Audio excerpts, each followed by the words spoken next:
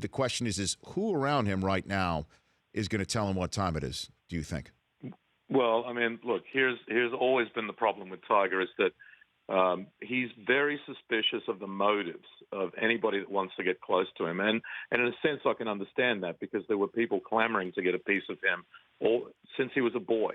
And I think he has always been uncomfortable with that. And he is suspicious of motives. But the other part of Tiger is the stubbornness that made him think that he could win 7 out of 11 majors, that he could win 4 in a row, that he could be number one for years and years and years. That stubbornness, you need to have a real stubbornness to be able to do that against all the odds. And his cut streak is ridiculous.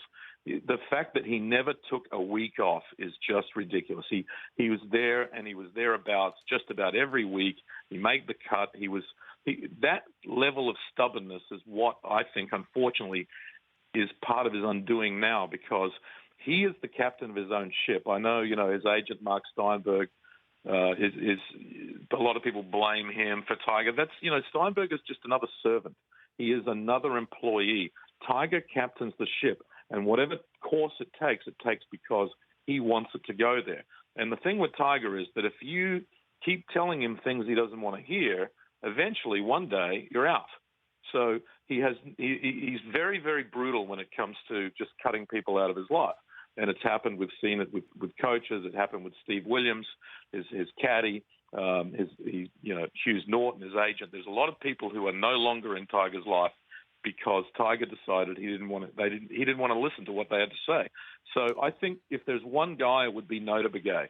Notah Begay, he's known since they were junior golfers. Notah also coming up as a minority golfer. I think Tiger respects Notah. Notah's a good guy.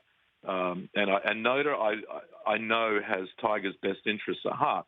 But I also know that, Notah understands the way to get to Tiger isn't to try to bully him into anything or tell him this is what you must do, but, present things and hope that he, looks at them and understands. I mean, my personal view is that he doesn't need any more yes men around him. It's an echo chamber around Tiger Woods.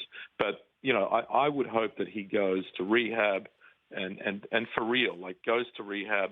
If there is a problem with pills, get himself off these pills, because he's never coming back. Even if he does come back, if he's still got this hidden little problem, he's never going to be any kind of a golfer, because it's just too difficult. Golf is too demanding spiritually and psychologically as it is if you don't have a clear mind. And, David Ferrity likes to use the term slamming doors in your head.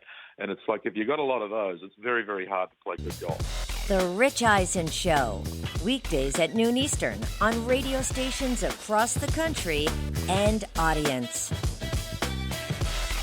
If you like that video, be sure to download our app. Don't have any memory on your phone? Let's start to delete some of those slow-mo videos you have. And you know which ones I'm talking about.